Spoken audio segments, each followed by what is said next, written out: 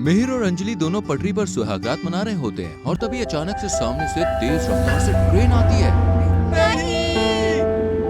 लेकिन आखिर ऐसा क्या हुआ जो वो दोनों पटरी पर सुहागरात करने पहुंच गए? इसके लिए हमें कहानी को शुरू से जानना होगा।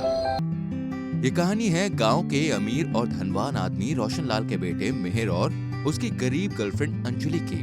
दोनों एक दूसरे से बेशुमार प्यार करते हैं। अरे ये लो अंजलि जानू, तुम्हारे लिए तोहफे और ये गुलाब के फूल। I love you Anjali. I love you too Mihir, thank you.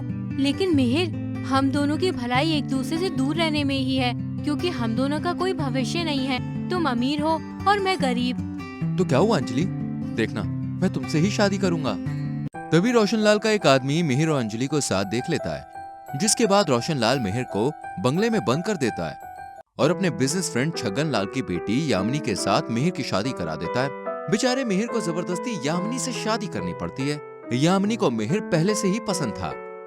Finally मैं और तुम एक कमरे में बंद हो चुके हैं।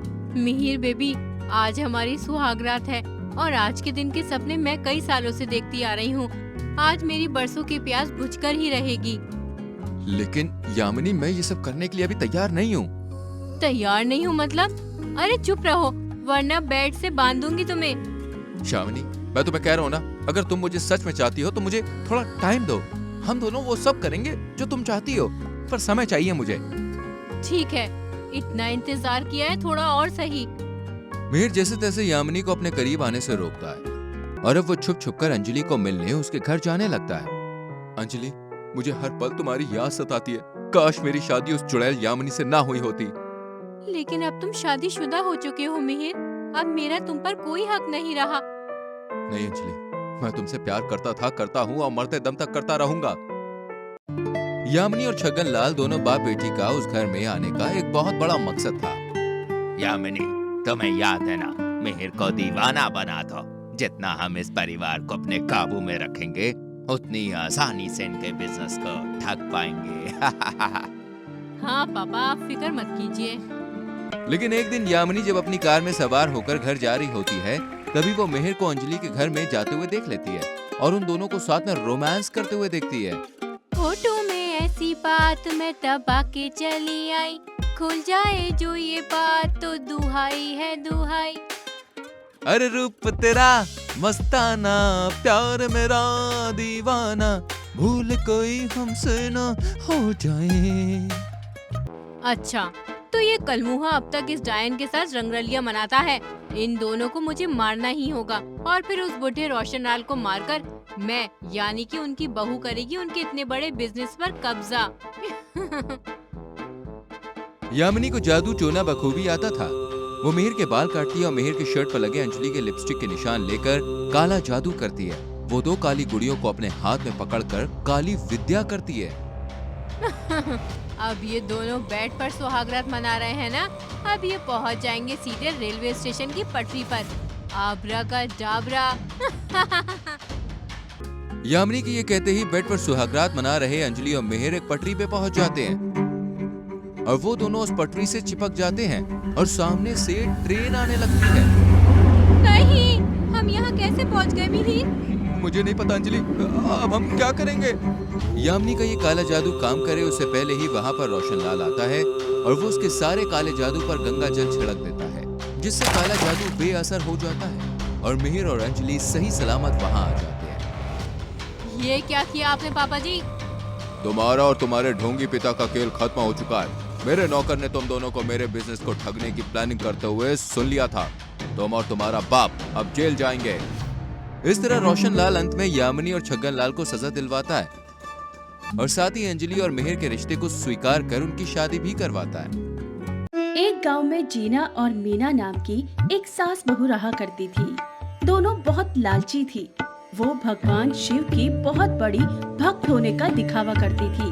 वो सारा दिन बस भगवान का नाम जपती रहती थी और अपने आप को भगवान का बहुत बड़ा भक्त बताती थी। एक बार की बात है, अरे कोई घर पर है? आइए आइए काकी, कैसे आना हुआ? अरे बहू, थोड़ी सी अदरक चाहिए थी। अब वो क्या था ना, बस पता है, चाय बिना अदरक की फीकी बनती है और अदरक आपके यहाँ खत्म हो गई। औकात नहीं है अदरक लेने की। तभी जीना वहाँ आती है। क्यों रोली, आज फिर अदरक लेने आई हो? तुम्हें कैसे पता? महादेव की भक्त हूँ, उन्होंने ही संकेत दिया था। अच्छा यार, तुम दोनों सास बहू क्या सारा दिन भगवान की पूजा करती हो? हाँ, क्योंकि जो सुख शिवजी के चरणों में है कहीं नहीं है। ये लीजिए काकी आपकी अदरक। थैंक यू बेटा। फिर रोली वहाँ से चली जाती है।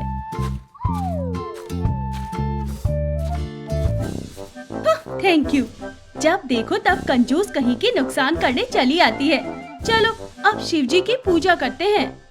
हाँ, लोगों का मानना है कि कलयुग में भगवान की पूजा करने से भगवान जल्दी मिल जाते हैं। भगवान मिले ना मिले, प्रॉफिट बहुत हो जाता है। ये तो है। वहीं दोनों भगवान के नाम पर पड़ोसियों में आग लगा देती थी कि भगवान उन्हें संकेत देते हैं कि उनके पड़ोसी एक दूसरे से जलते हैं। इस तरह की बहुत ही ढोंग भरी बातें उन्होंने अपने मोहल्ले में फैला रखी थी और मानने वाले यकीन भी कर लेते थे।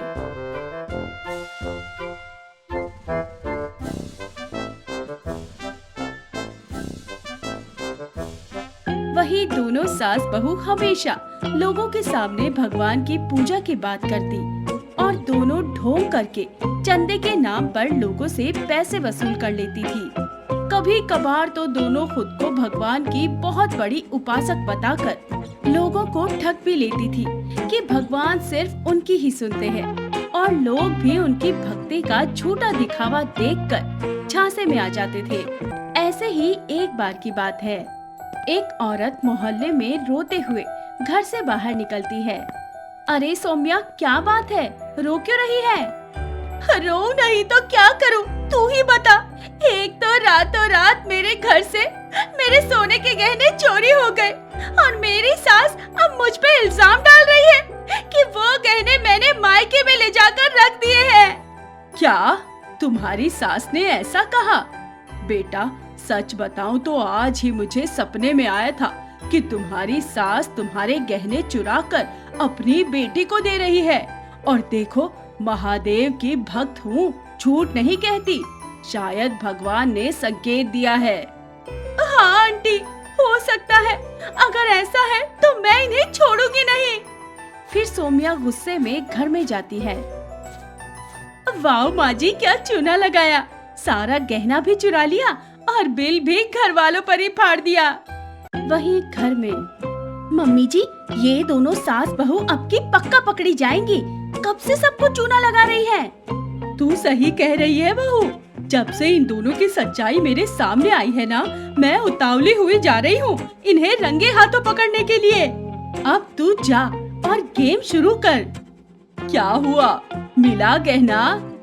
कैसे नहीं देगी बुढ़िया गहना, बोलती है कि मेरे पास नहीं है। अरे पुलिस बुलाऊंगी, पूरे मोहल्ले की तहकीकात कराऊंगी। ऐसे कैसे नहीं मानेगी चुड़ैल की बच्ची। 10 लाख का गहना कुछ कहता है। लेकिन मोहल्ले की क्यों तहकीकात करानी बेटी? क्यों ना कराऊं? अरे आप ईमानदार हैं, लेकिन उनकी सारी सहेलियां ईमानदार थोड़े ना है। क्या पता चुराकर किसी और को दे दिया हो रखने को। मैं जा रही हूँ पुलिस को बुलाने और सबकी तहकीकात कराऊंगी। ये सुनकर मीना और जीना को चक्कर आने लगते हैं। अरे आप लोगों को क्या हुआ? अब बहुत कमजोरी लग रही है। वैसे भी हम बहुत दिनों से बीमार चल रहे हैं, ना जाने क्या हो गया। अब भगवान ठीक ही नहीं करते। हाँ, मीना बहू सही कह रही है। इसीलिए हम सोच रहे हैं कि कुछ दिनों को गांव चले जाएं। अरे गांव जाने की जरूरत नहीं है आंटी, भगवान सुनेंगे। यहाँ से 5 किलोमीटर दूर भगवान शिवजी का एक मंदिर है। वहाँ आधी रात को जाके आप जल चढ़ाओगी तो भगवान आपकी सुन लेंगे। आपका स्वास्थ्य तो ठीक हो ही जाएगा और मन मांगी मुराद भी पूरी हो जाएगी। ये सुनकर दोनों सास बहू के मन में लालच आ जाता है। अगर ऐसा है तो हम जरूर जाएंगे। हाँ, फिर दोनों वहाँ से चली जाती हैं। वहीं आधी रात को वो सौम्या की बताई जगह पर जल चढ़ाने जाती हैं।